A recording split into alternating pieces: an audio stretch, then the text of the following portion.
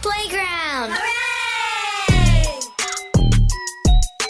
This is the Deron Harris Podcast. Here's your host, Deron Harris. Hey folks, what's up? Welcome back to the Deron Harris Podcast. I am your host, Deron Harris. Today, I'm talking about a subject that might be kind of hard for some to listen to, but I think we need to keep things in a certain perspective.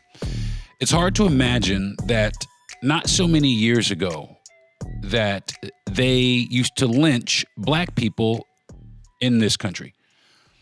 And it was a big deal. It was like a huge thing. It was a thing that people did. People actually went to watch these things. They went and they would take lunch, and it was a big deal where they would go out and watch a public execution of black people.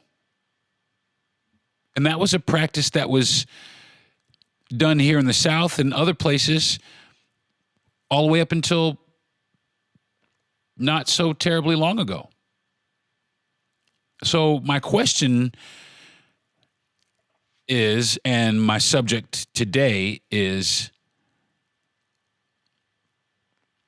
some of these photos that I see of these lynchings, I see people in these photos, like people that were there. And in these photos, I see children. Some of these children. And my question is where are these children today? Where are these children today? Where are these people today? Who are they? Who are they in your society? Do we know? I mean, there were a lot of photographs taken. They took a lot of pictures.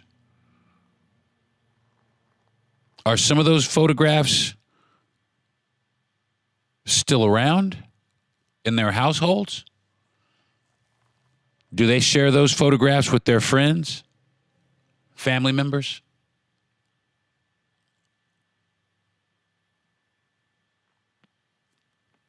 It's hard to imagine, like I said, that at one point in our country, that this was a tolerated thing, a permitted thing. Then again, so was slavery. And I believe that this and the Tulsa Race Massacre and all the other massacres and all the drowned towns and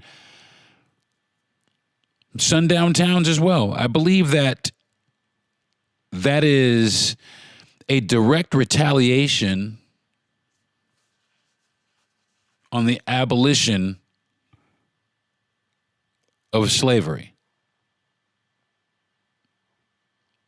I mean, think about it. There are so many people in the South that are so upset about the outcome of the Civil War. They just are. I've said it before on my podcast before. I live in a town that's like a town over, really, from one of the battlefields of the Civil War, which the South actually had won the battle. And I talk about that a lot. I don't want to dig deeper into that, but I guess my curiosity is, where are these people? Where are these people who participated in the lynchings of black people? Are they city councilmen now? The mayor, perhaps? Chief of police, maybe? Tax collector? District attorney? Who are these people in our society today? Because make no mistake about it, folks, they are among us. those same people who sat there and ate sandwiches with their families and drank lemonade and cheered as the life was being choked out of another human being.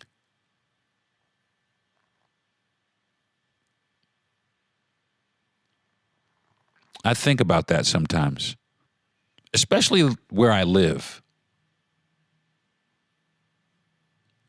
Where I live, I guess they are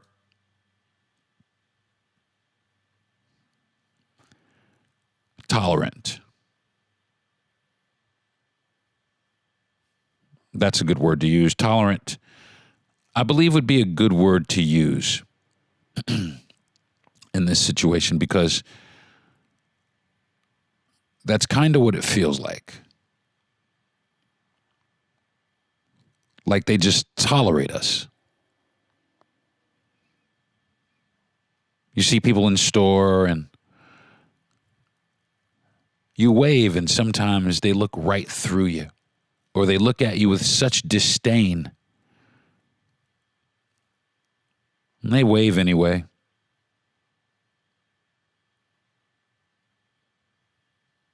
They don't want anything to do with us. They're not so easy to spot because, like I said, today is 2023. You have to adapt to the times. And that includes racism. It really does. That includes racism.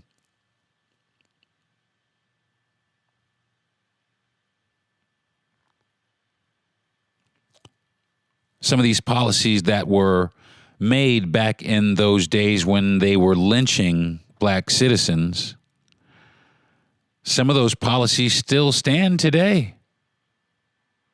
Believe it or not.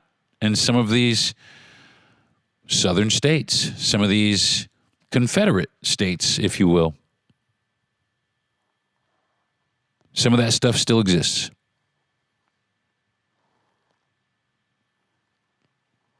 I wish it didn't.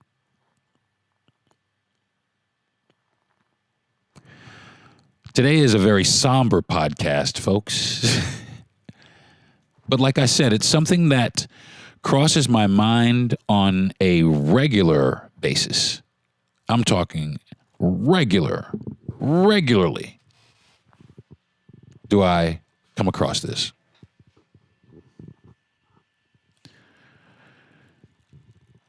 Sometimes I wonder, man, if these people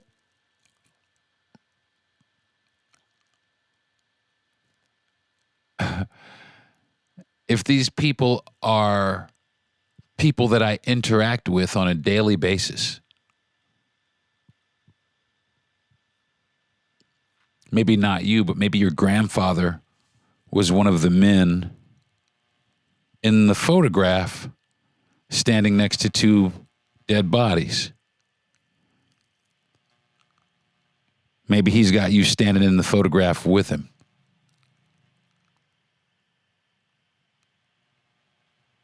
Would you tell anybody that? Would you say that to anybody at work? Would you tell your pastor?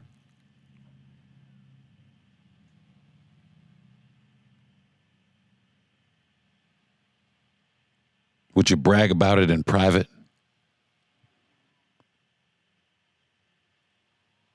Would you cry every night? Horrified.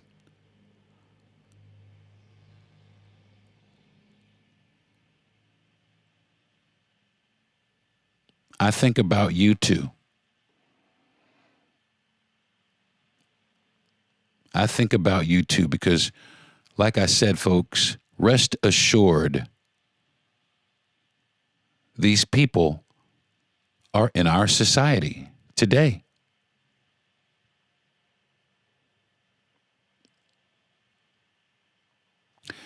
Now, with all that being said, I'm not saying that all of the people who attended these things were bad. I'm going to say a good majority. I'll say that. But I'll also say that there was quite a few people who were probably appalled by it and very dismayed and stood in opposition.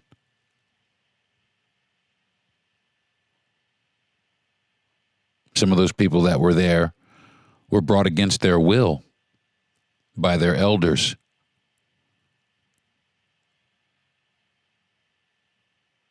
Some people used these acts to indoctrinate future generations of racists who believe now to this day that all black people deserve this fate.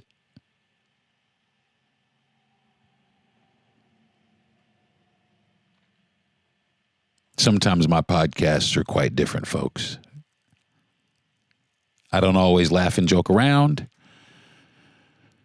I do like to hit the nail on the head if I can, but I do also talk about things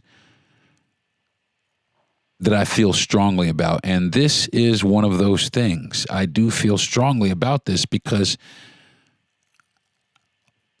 I can't help but know. I can't help but understand and realize, like I said a moment ago, that these people walk among us.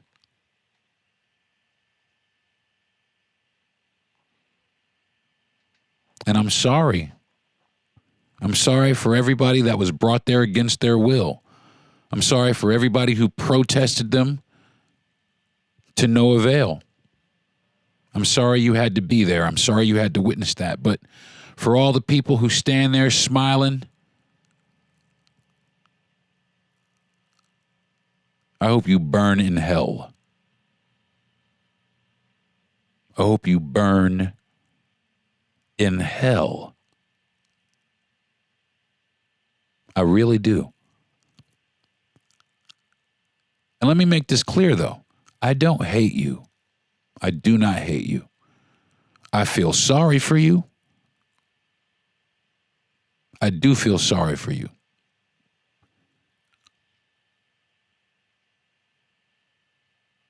Because you are that way. And that's clearly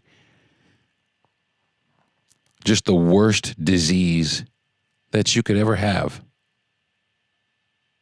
is the disease of racism.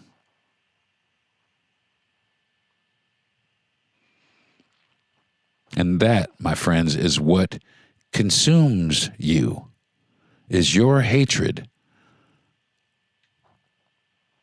Your hatred consumes you, and it reinforces your beliefs.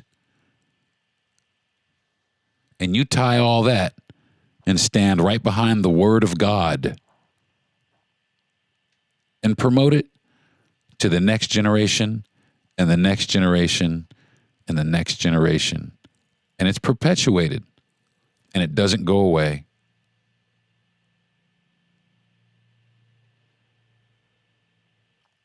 I'm going to take a break. I need a couple of minutes. And when I come back, we'll talk more about this. This is the Deron Harris Podcast.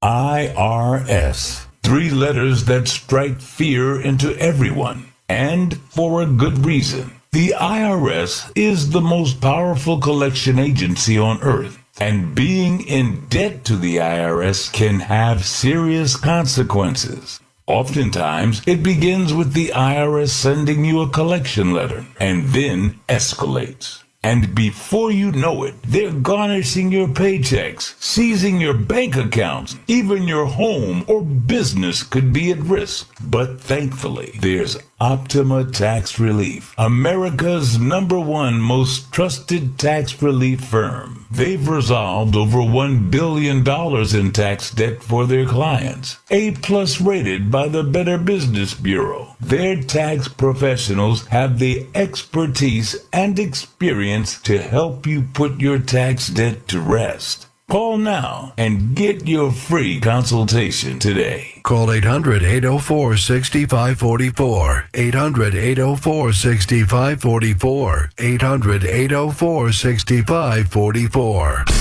Optima Tax Relief. Some restrictions apply. For complete details, please visit OptimaTaxRelief.com. Now, back to the Deron Harris Podcast.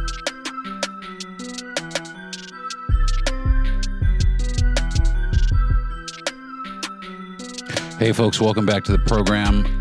I'm Deron Harris. Today we're talking about the descendants of the people who attended the lynchings in America. Lynchings, I thought, actually ended a lot longer ago than I initially thought. But it turns out that the last lynching in Mobile, Alabama, this was in Mobile, Alabama, was on March 21st, 1981. A 19-year-old black man named Michael Donald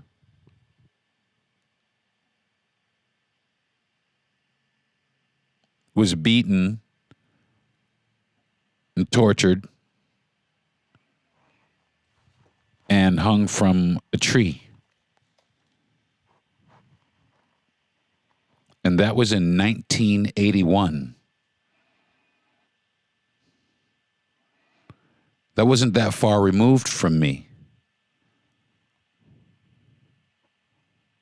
To give you a little perspective on this, my high school graduation is in a few days, and I graduated high school in 1988.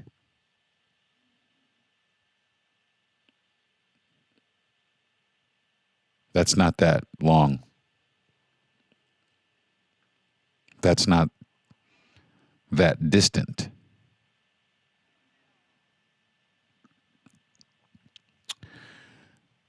So, what do we do? What do we do? The answer to that question is simple. We don't do anything.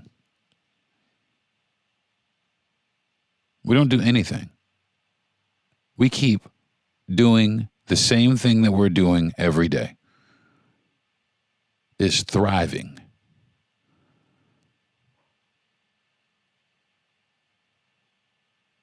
Keep doing the same thing that makes you unique every day.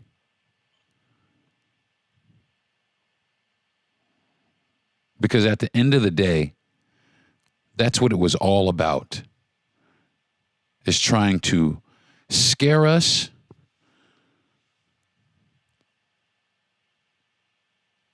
and put us in our place, or what they deem is our place.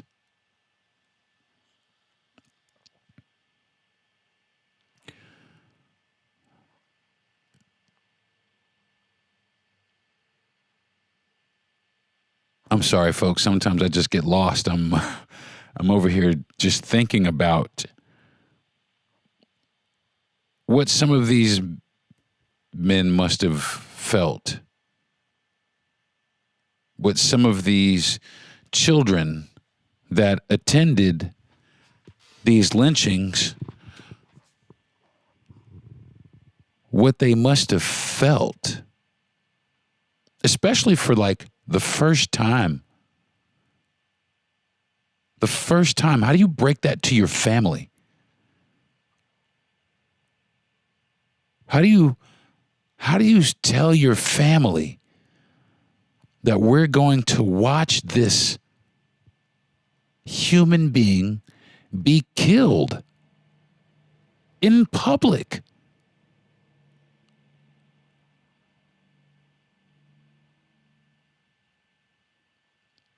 Who are the law enforcement officers? that were there that allowed this to happen? How many of them brought their children? How many of their children hold public office, like sheriff?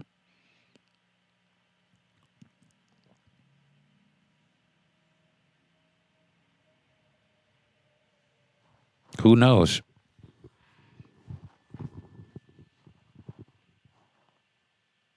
How many of these people suit up every day in a robe and sit and pass down judgment?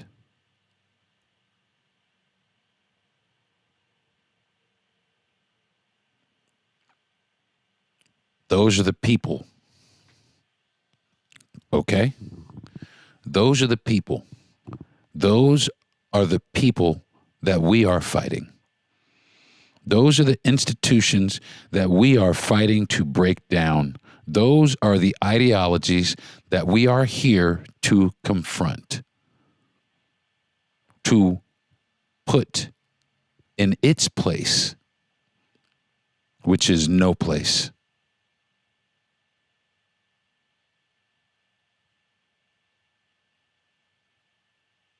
I don't hate. I'm not a hateful person. I hate the actions of people.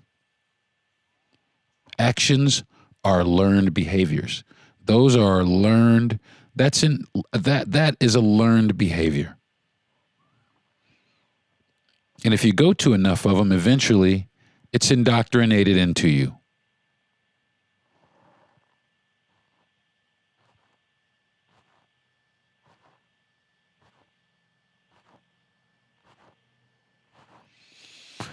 Stay woke, friends.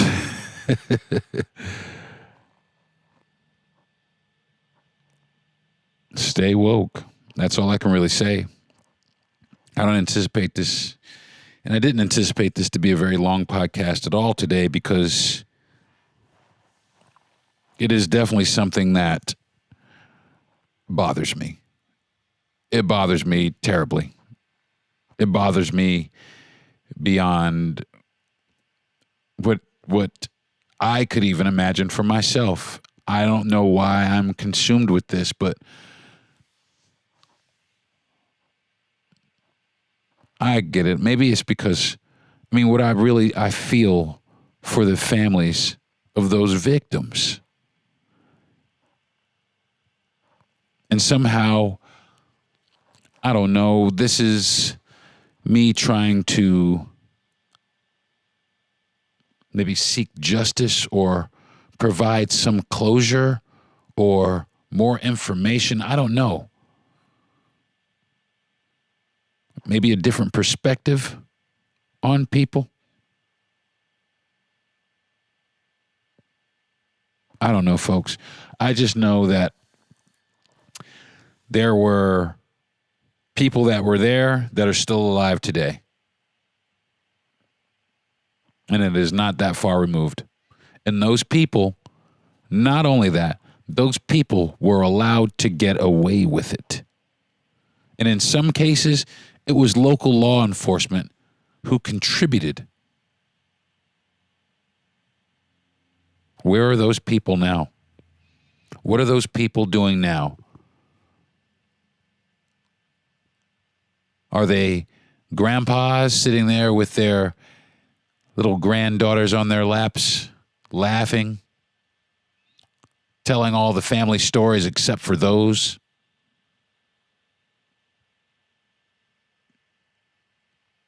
Is that where you are? Are you the pastor of a church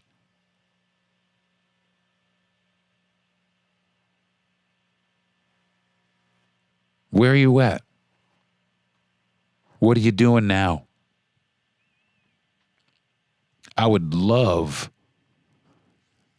absolutely love to be a fly on the wall in any one of these people's houses. Any one of these households where these people shouldered up the courage, because that's really what it was, the courage and the balls to go out and wrangle another person for the sole purpose of A, entertainment, and B, just flat out murder.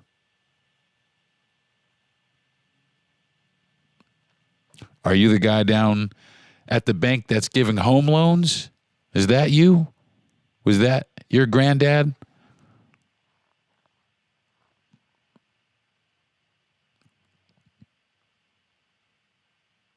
You get what I'm saying?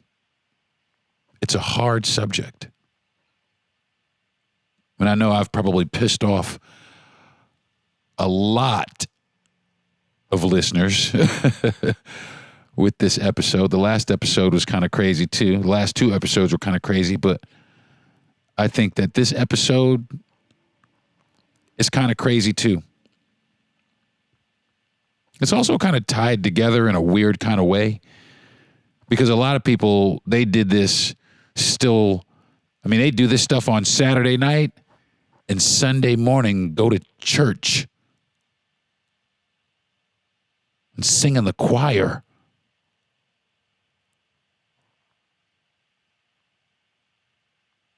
While another family across town, or families across town, grieve. And they are in such pain and anguish, and there is no closure, and they are powerless to do anything.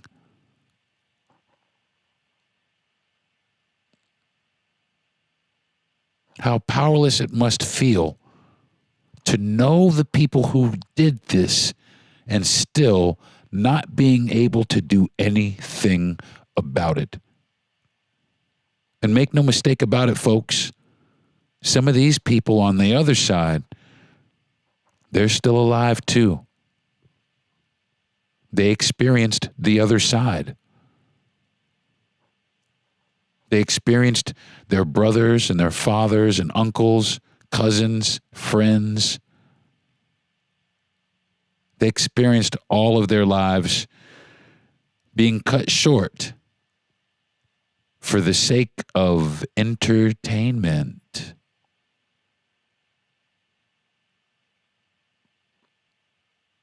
By way of hatred.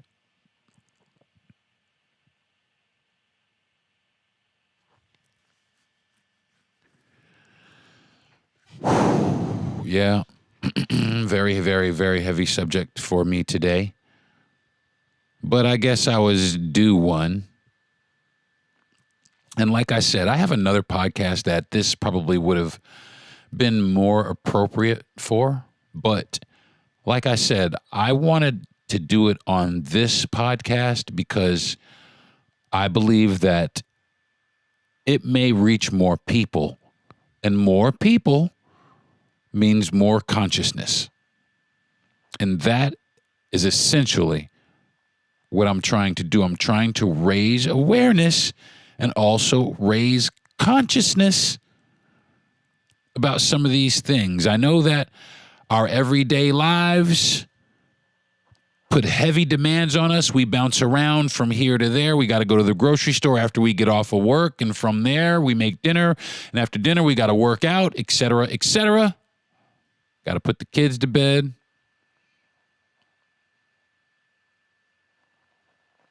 But we need to be aware of these things. Because I'll be honest with you, folks, the lynchings haven't stopped. Okay? Let's just be clear. They haven't stopped. They have just taken on different form. Remember, you have to adapt. You have to adapt. You have to have refined racism now. Subtle. Legitimate.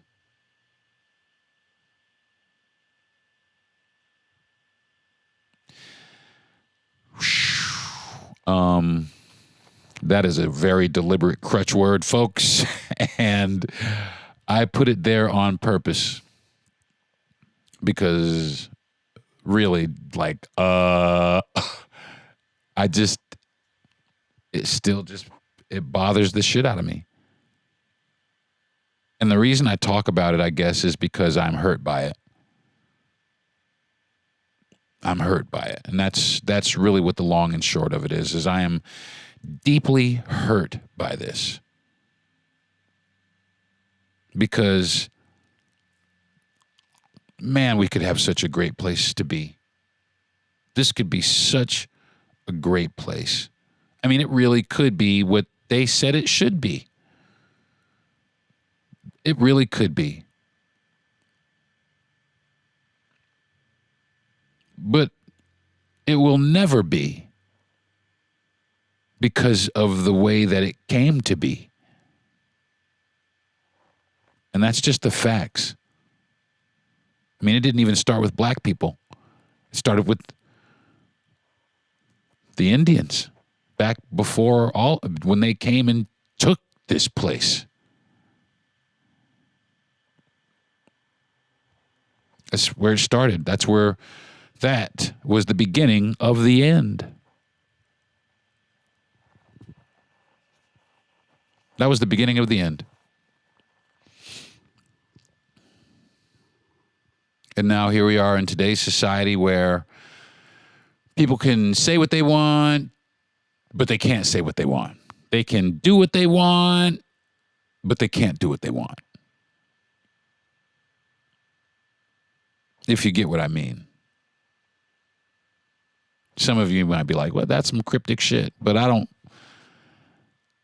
I just think that sometimes the things that, I mean, it is very obvious, and it is becoming more and more prevalent and more obvious that the things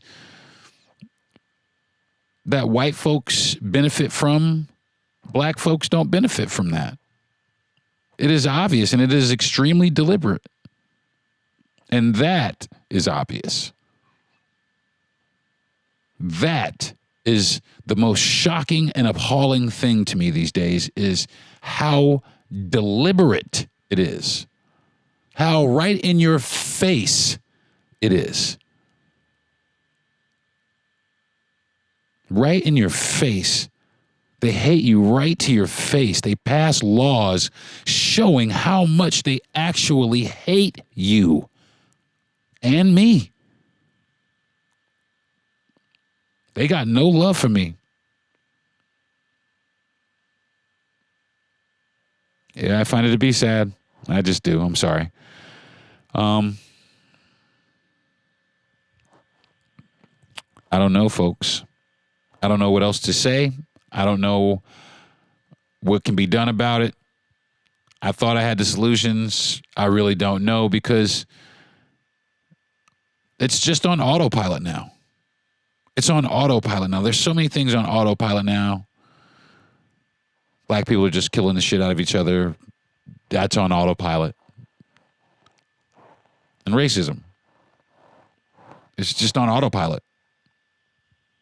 It's just something that's always going to be here. It just is. I think that's going to do it for this episode of the Deron Harris Podcast. I'm sorry, folks, that today was a little somber, but maybe I shouldn't read the material that I read sometimes because it does make me feel a particular way. And I talk about how I feel. I talk about how I feel about these things. And sometimes the things are difficult. Other times it's goofy.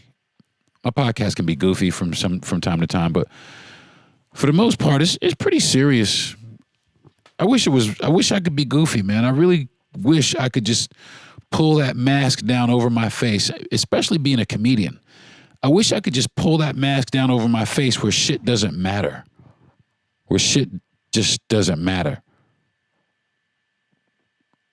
I wish I could do that. I just can't do that, where I could just go and do other shit and not pay any attention at all to this. I can't do it. I don't know how others do. Because I don't know, man. there needs to come some reckoning.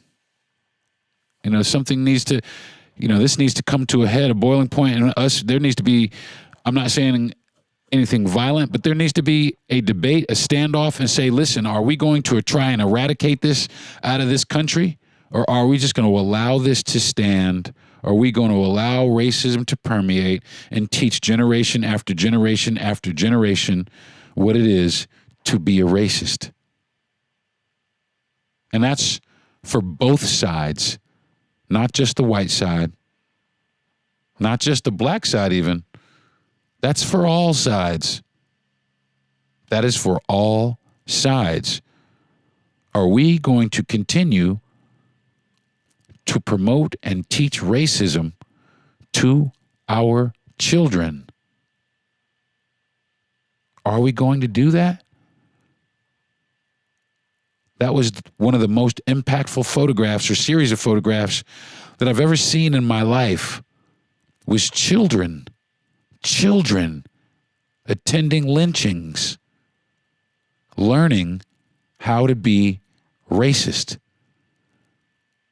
to lethal proportions. What are you teaching them? What are you teaching them?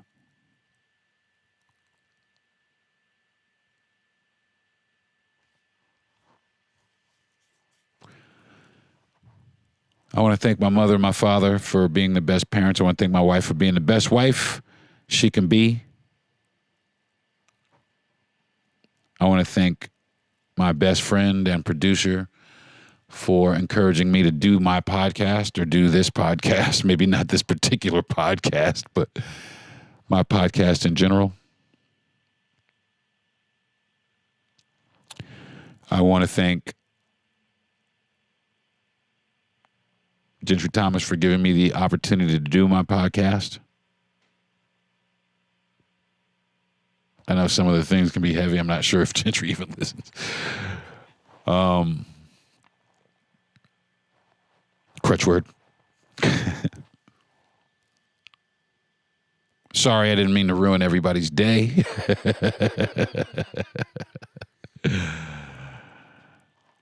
I want to thank you guys for listening to me. I really do. I want to thank you guys for tuning in, especially the people who tune in every week. If you tune in every week to listen to me, man,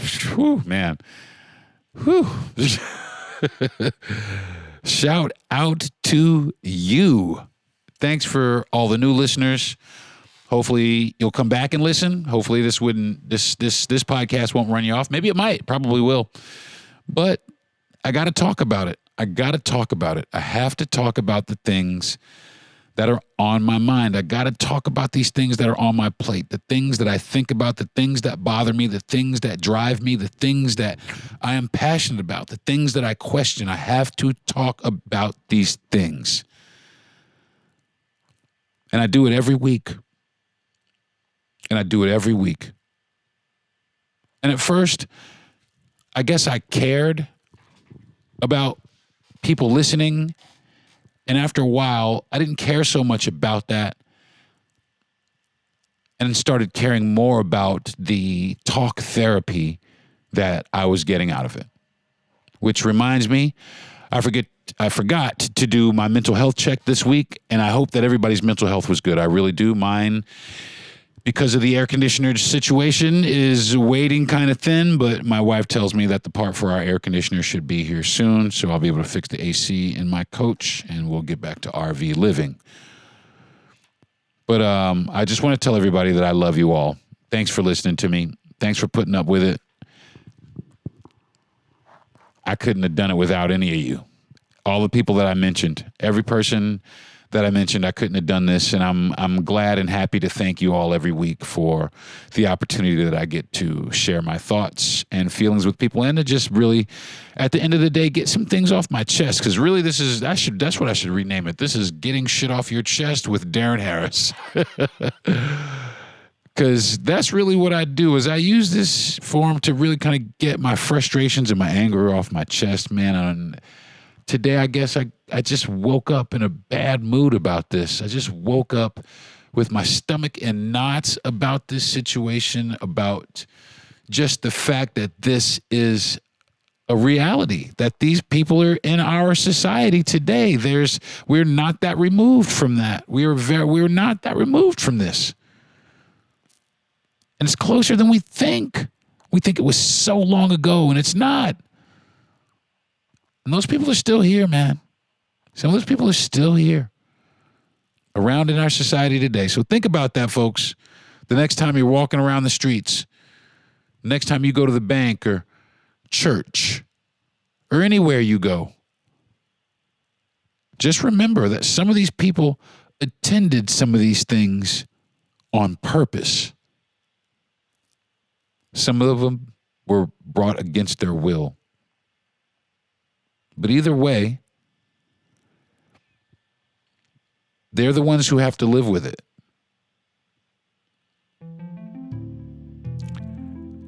This has been the Deron Harris Podcast. Thanks for listening. Peace. You've been listening to the Deron Harris Podcast. Subscribe to the show, give a good rating, and everything you need to know is at DeronHarris.com.